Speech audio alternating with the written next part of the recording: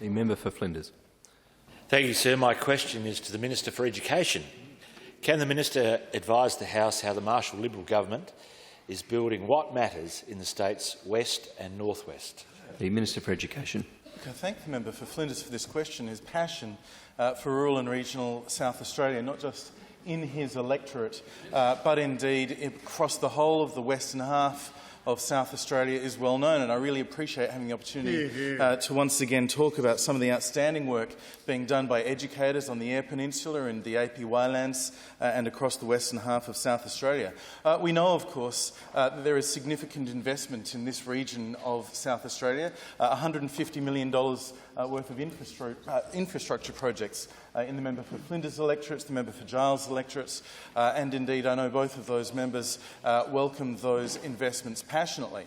They've been joined, of course, by investments in our preschools and our schools as a result of the coronavirus pandemic, budget investments for stimulus, for urgent maintenance work that is indeed being done. And in the member for Flinders electorate, I can tell the member that grants of between $20,000 and $100,000 have been given to Ceduna, Cleve, Cummins, Elliston, Carcultaby, Curtin Point, Coonibba, Lake Wangari, Lincoln Gardens, Lock, Miltaborough, Penong, Punindi, Port Lincoln High, Port Lincoln Junior Primary, Port Lincoln Primary and Port Lincoln Special Schools, Port Neil, Streaky Bay, Tumby Bay, Angara, Woodner and Yallata. There are many schools across Flinders, many diverse circumstances. The member for Giles knows too that there are even more, I suspect in number, different circumstances across his electorate, and he'll be pleased to know, I'm sure, that schools at Amata and Damuka, Coopapedy, Cowell, Ernabella, Fisk Street, Freegon, Hawker, Hinks Avenue,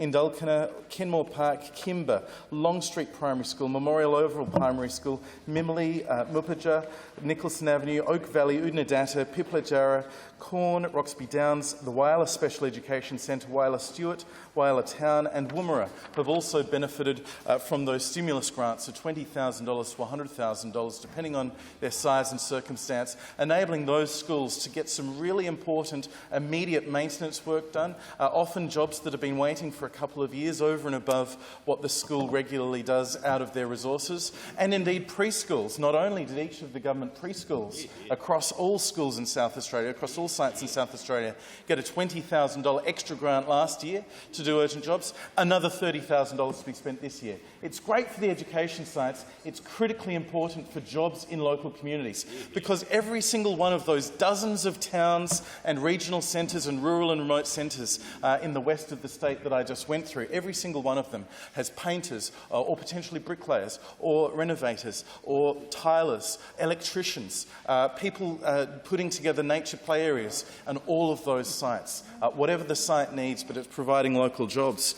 I'm also really pleased to advise that some of the significant infrastructure projects in the state's west are going very well. The member for Flinders would be pleased to know that Ceduna, a $4 million project, is on the way to delivery, along with Cummins, another $4 million project, and $15 million at Port Lincoln High School before the end of this year.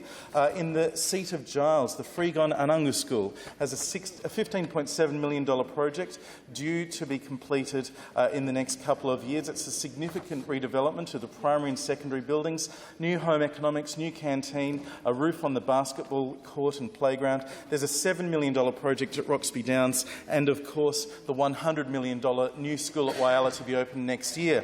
Also building the capacity of staff in the regions. Really pleased that the Teach for Australia program has its first 3 pilot associates, 2 in Roxby Downs, STEM teachers filling roles that have been hard to fill, and a music teacher at Whyalla Stewart, again, roles really hard to fill. These expertise, I've had great feedback on how that expertise is lifting the capacity in the schools in those areas.